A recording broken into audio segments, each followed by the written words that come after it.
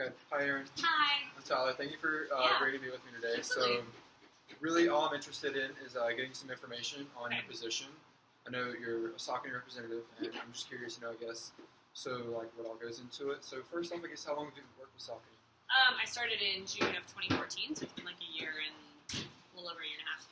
Okay. So, what brought you as Sacuony rep? Like, how did you come across this position? Yeah. So I used to work for a specialty store, and I have two degrees. I have an English degree and an exercise science degree, which doesn't make any sense at all, and that's fine. And I kind of was like trying to decide what I wanted to do, and I didn't want to just like go to grad school for one thing that I wasn't really sure about, but I knew that I loved health and fitness, and so that's when I got a job at the running store that I had been going to throughout college. Yeah. As I was like training for halves and fulls and stuff. So I was working for them. I was kind of doing some like marketing and also coordinating their training group. So I was like the head coach of all that. So I had some like training certifications and things. And then as I was kind of looking into how I wanted, like what my next step was going to be, I just got into talking to our brand rep and our Sacuony rep at the store. And it was sort of like they were opening some positions, and a lot of the stuff that is required of this role was a lot of the stuff that I was doing for the store. Yeah. So it just would have been, it was a really good fit. So I applied, and here I am. So you have an English and an exercise science. Did you get those at the same time, or? Yeah. So just double major, I guess? Yeah. So I started out thinking I was going to do English education, and then I thought I was going to be a physical therapist. And then I thought I really missed English, so I started taking English classes again, and then and just like was pretty much back and forth until my senior year, and I was like, well, might as well finish both of them. So I did. Just make sure we're rolling. Yeah, okay, we're good. So, I guess so far, how have you used your education in your actual job? Well, it's interesting actually because the exercise science part I feel like is pretty easily relatable. Yeah, so that was kind of the goal that I wanted to take with this position. So we have like stride dynamics and biomechanics lab in our corporate offices and that was kind of like my focus and my goal. So a lot of it is kind of taking the research that our stride dynamics lab is doing and kind of boiling it down to bring it to a larger audience in retail stores so that we can talk to you guys about how, like the fit process and how footwear is going to help impact absorption and biomechanics like during the run. So there's that piece of it, but then also, oddly enough, like the English portion of it is, I have had some opportunities to do like a little bit of writing, just in terms of like marketing, like you obviously have to like copyright and that kind of stuff too. So like that has helped. That's been a piece of it as well, which is sort of like formal aspect. Gotcha. Which is sort of like an off the wall. Like most people that are in marketing don't have an English degree, so like, but it's actually like come in handy. So both, I would say the exercise science obviously helps more because I'm like working with runners on a daily basis, and I'm talking about training principles and that kind of thing. But they both actually have helped. So if you're working in marketing, what degree do you need for that? Well, I mean, I would like people in business and like you can get a marketing degree, which at the end of the day, like this is a marketing job, but the cool thing about it is that like it requires knowledge that's more specific to my degrees than it does to marketing. So like any marketing experience I have has been like on the fly kind of, and it's just been bringing like my background to the business world, I guess, kind of, which is cool. So I guess what sparked your interest in working with Sacuony? I am not a marketer by trade. Like I definitely probably in an alternative universe would be an English teacher because I just like education. And I just couldn't sell things. Like I'm not great at sales. So this is good. Right? Yeah. So like, but if, and I say if people say no, I like do not push them. I'm like, yeah, okay, whatever. Like I'm not. See you later. So I knew that the reason that I picked Sacuony is because I honestly felt a connection with the brand and how the brand looks at individuals and values individuals, like runners as individuals. And that resonated with me a lot, so I felt like I could get on board with the brand message, and that's something that I could market honestly for me. So, yeah. So you kind of answered one of my questions. It was, what is the mission, I guess, behind Sacuony as a company? Yeah. Well, our mantra, like our overall kind of marketing slogan, if you will, is "Find Her Strong." which is sort of a call to action to runners to kind of look inside themselves and see and decide, what is it that running helps me overcome or helps me face every day? Like, what's the kind of deeper connection that's not just like, oh, I need to hit this split time, or I need to, run this many races or hit this many miles.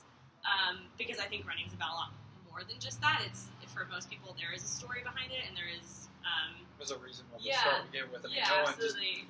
This is fun. Right, and usually, like, if that's the reason, then people stop. And so our kind of call to action to a runner is to say, like, strength is about so much more than physicality, and that's what it takes to continue running. And so what's your, physical strength, but also what's your emotional strength, and how are you finding that? And we just started a new kind of we revamped the campaign to this seeker series, so it's kind of be a seeker, find your strong, and so we're kind of highlighting individuals and their stories of what they're seeking, and how that's the call to action is what are you seeking every day when you go out there for a run. So you're doing good at answering my question before I asked. One was why did you choose Saucony over a couple other brands? So I never people, when I was waiting to hear back about this job, people were like, well, if that's what you want to do, this brand has a position open, or this brand has a position open, and I was just I can't. I would get in an interview with those people and be like, I don't know. Yeah, I like some of your shoes, but not really. That makes sense. Many. Saucony, I'm not gonna lie, it's my second favorite running brand. I'm not a big Nike guy, so working with Nike would definitely be one of my goals. Yeah. But it's just because I connect with it. That's pretty much all I ran with throughout middle school, high school, college, that sort of thing. So a lot of it's very behind it. So I guess in your position, what opportunities do you have to progress?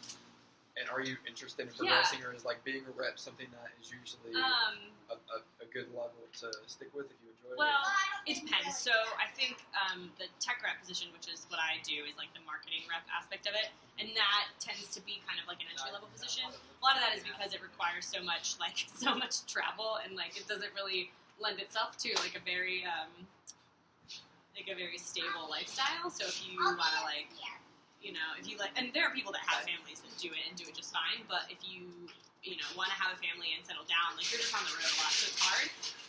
So sometimes the tech reps will move into a sales rep position, which has a lot more office, behind the scenes work behind it, and you still get to go out and see accounts and travel, but it's not as frequent. You're dealing with more numbers and exactly how is the marketing affecting your sales, that sort of thing. So that's kind of one route that people take.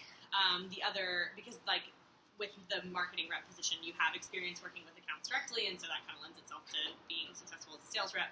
The second piece of it is we obviously have a centralized corporate office, and we have a marketing team. So this isn't a marketing position, moving into the marketing team, whether it's retail marketing, so designing kind of the banners and the in-store assets that we give to people to help promote the product.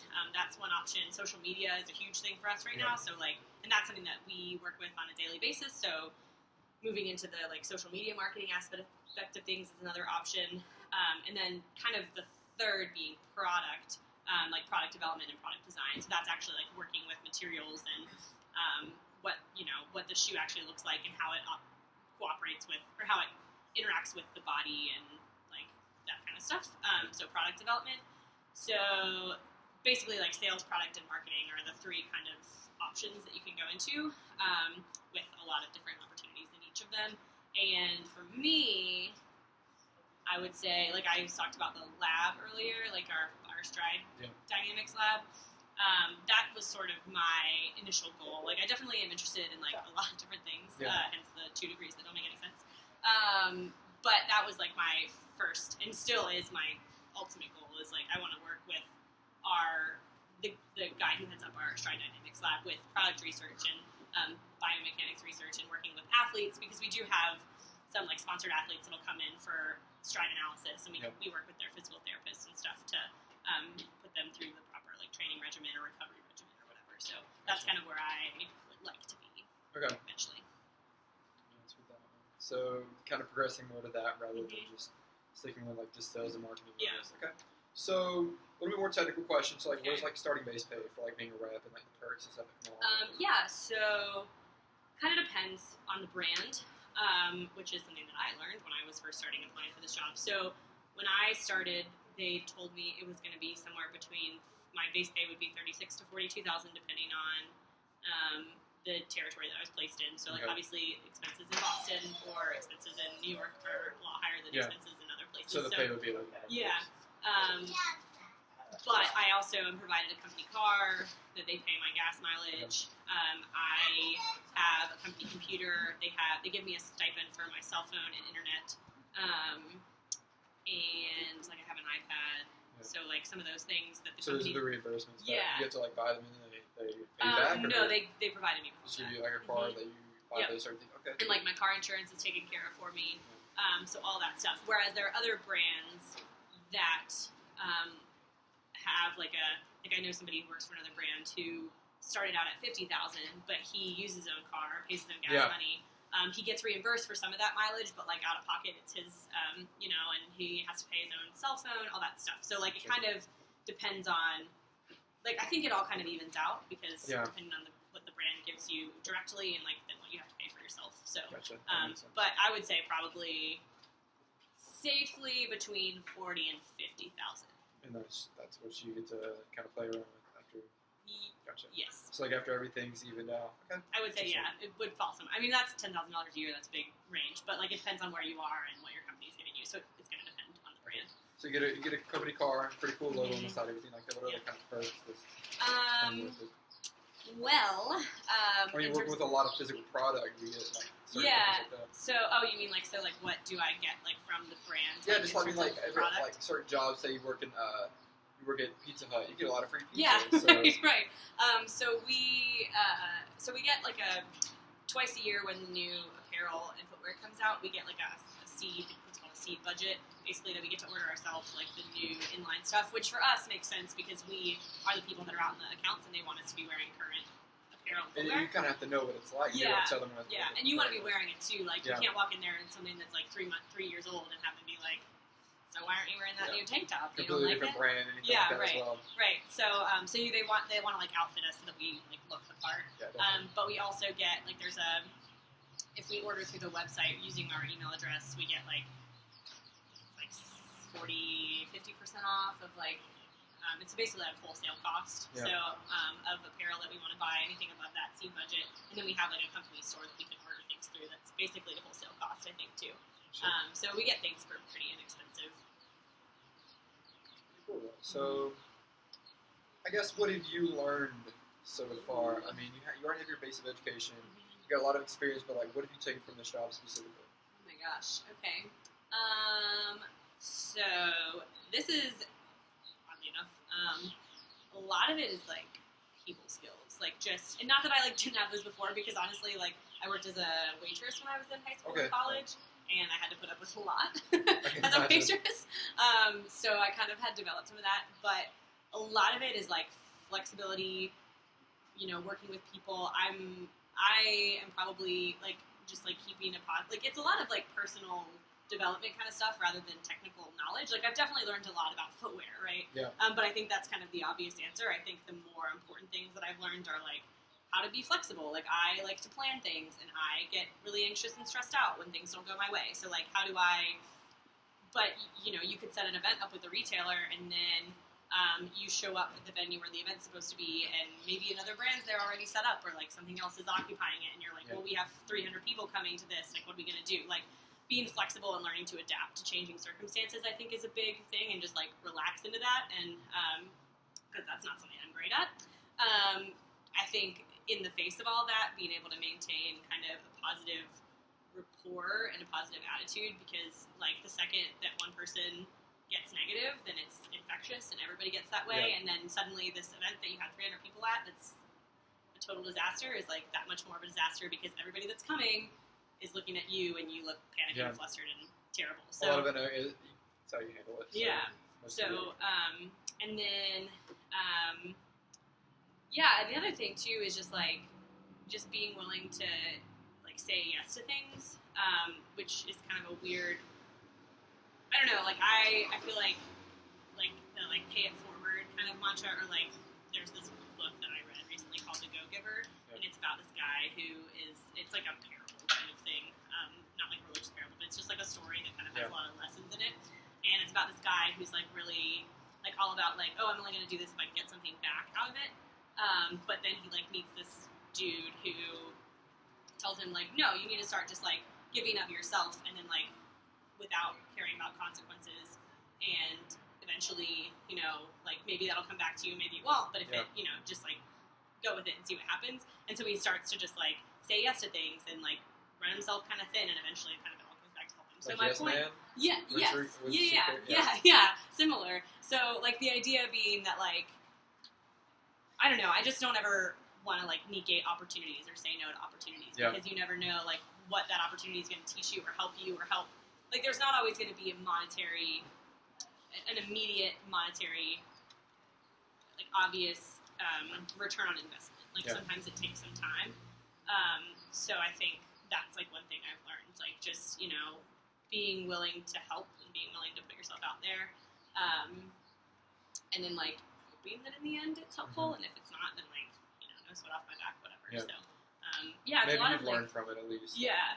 So it's a lot of just like, I mean, definitely like I've learned a lot about footwear, right? And I've learned a lot. I've even learned a lot about, especially from like the guy that heads up our Stride Dynamics lab. Like he's the smartest guy in the world, in my opinion.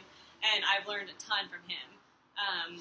But I think a lot of those like personal kind of lessons are the biggest things, because I'm like I don't have like an office here. Like I just work on my own, and so it's like that personal journey is what, you know, like he has to keep getting you up every day. So, I mean, you can learn a lot of like technical knowledge about shoes and stuff, but you can't always carry that with you to another job. But if you know how to handle people, whenever you get flustered, things like that, then that can take you anywhere.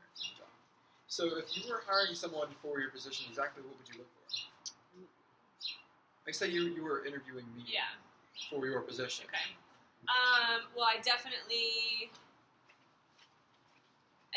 think that the like being able to talk to somebody is a big part of it, because for the first 2 months of my job, I just had to kind of blindly go in places and be like, I'm Erin, like, and be comfortable doing that, you know, like, I'm your new Sacuony rep, because the way that it ended with the guy who was before me, like, nobody really knew that he left, so nobody really knew that to expect me, so I just had to be comfortable being like, hey, you didn't expect me to be here, but I'm new and I'm ready, you know. Gotcha.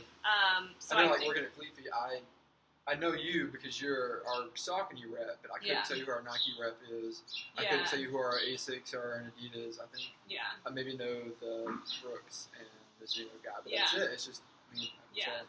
So it's definitely like you need to be, and like I'm an introvert, like day in and day out. So like it's hard for me, you know, sometimes to spend all day, every day with people. Just giving them everything that you have. Right. But like but I'm like, I don't know, you have to be willing to do that, you know? So I think that would be a big part of it, like being engaging and being outgoing and being just easy to talk to. I think the professionalism is a huge thing. I mean, if you're going to show up, like, should be a given in any interview, you know, like if you're going to interview for a job.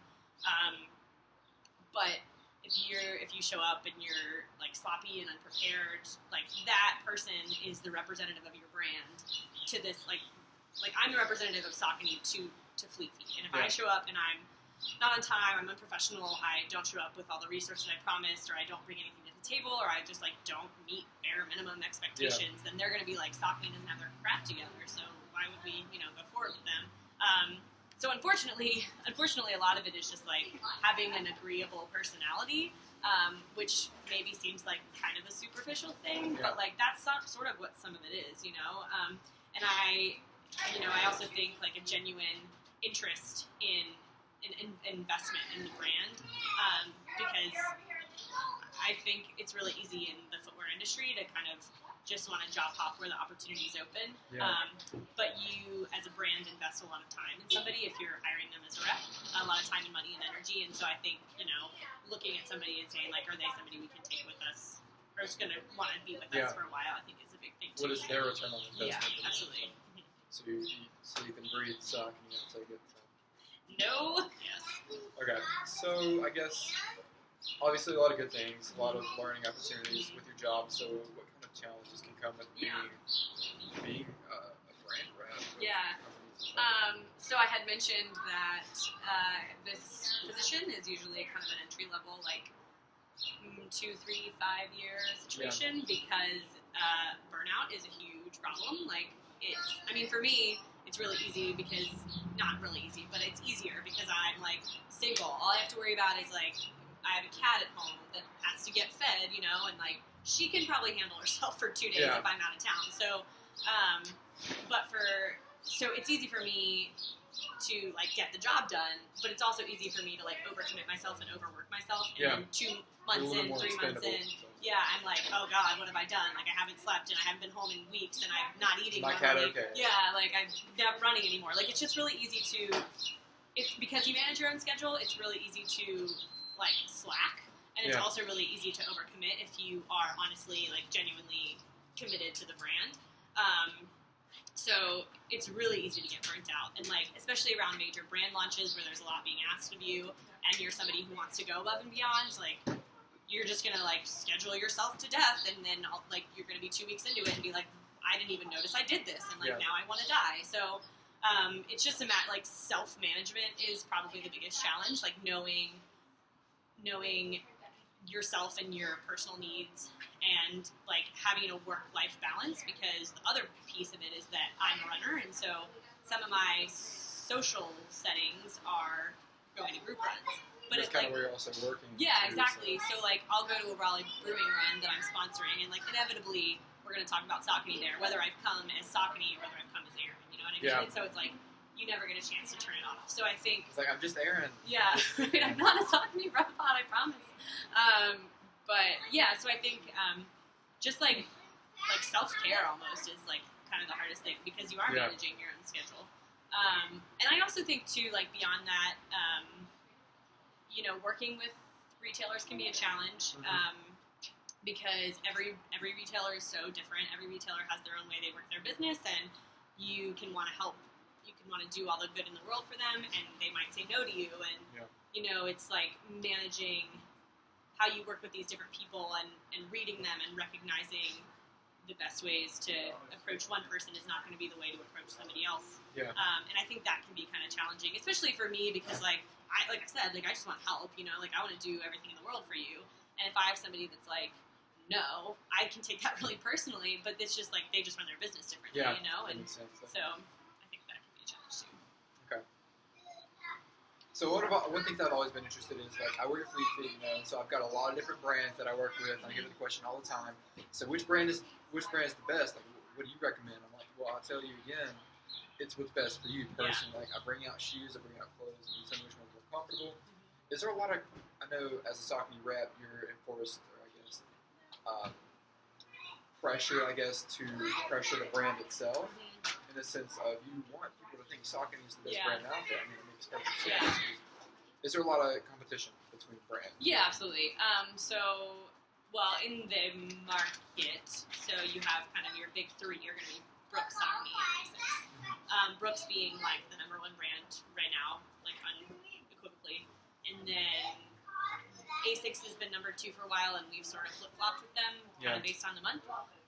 But it's definitely competitive, and especially because the retail landscape has changed so much in the last 2 years, just in terms of what customers are asking for, like what runners are asking for in their retail experience, and that becomes what retailers are asking for. So, like, customer service is a totally different thing now than it was, 10 years ago. People used to just be like, it used to be the old run specialty stores that, like mom and pop shops or whatever. Yeah. You could just walk in, somebody would introduce themselves to you, take you down through the fit process, recommend a pair of shoes for you, talk to you from start to finish, sell you a pair of shoes that really worked, and that was great. But now, because we have all this, like, internet accessibility, people don't just want, like, a personal experience. They want, one, every color option ever in the entire world available to them immediately at the store, or they want it drop shipped to them within 3 seconds of the time they leave the store if they have to order it.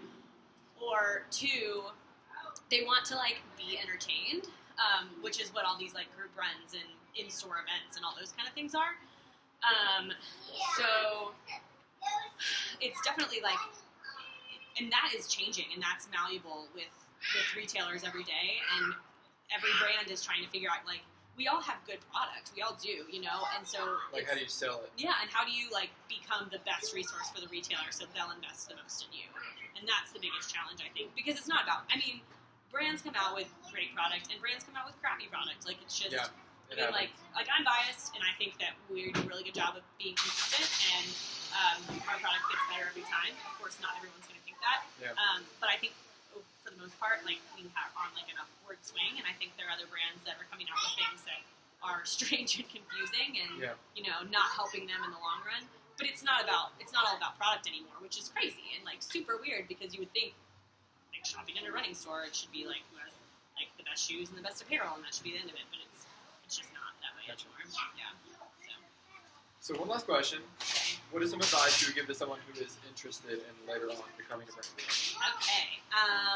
Well, I would say, first of all, one, kind of going along with what I said earlier, like, just make sure that you're like willing to be flexible and kind of adapt to change and all that kind of stuff.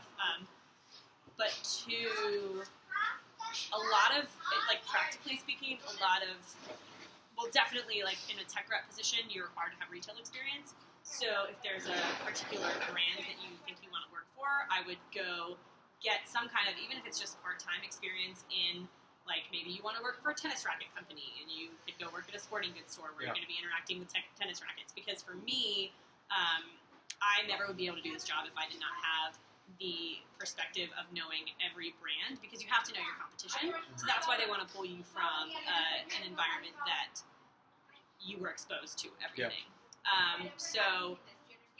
And retail experience too, because that's a lot of working with people on a daily basis, and that's where you develop a lot of those people skills and those kind of like that intuitive, you know, kind of marketing, that kind of stuff. Like, you're exposed to a lot of the stuff you're going to be working with on a daily basis as a rep. Yeah. So that's where most places will have you start. And honestly, like, for me, like I said, like, this is a marketing rep at the end of the day, but my degree helped, like my exercise science degree helped, but we have people that have theater degrees, like we have people that have business degrees, we have people that have English degrees, like, across the board. So, like, definitely the degree is an important piece of it, but a lot of it is experience. Yeah. So whatever experience you can get in, like, through your degree program is helpful. Like, I have an internship with a physical therapy clinic, so if I want to go and work in the lab, it's going to help me, because I can be like, I've done this a little bit before, right.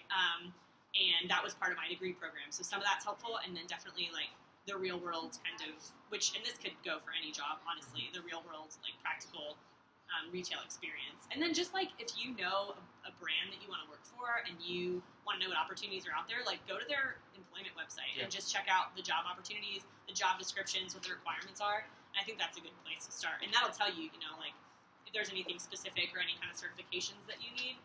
But for a rep job, definitely, like, the retail space is the best place to start. And it's fun, so. I can imagine, yeah. Okay, well, thank you again. Thank you so much. Yeah, this was fun. This is good. Yeah. Not too painful. No, this is good.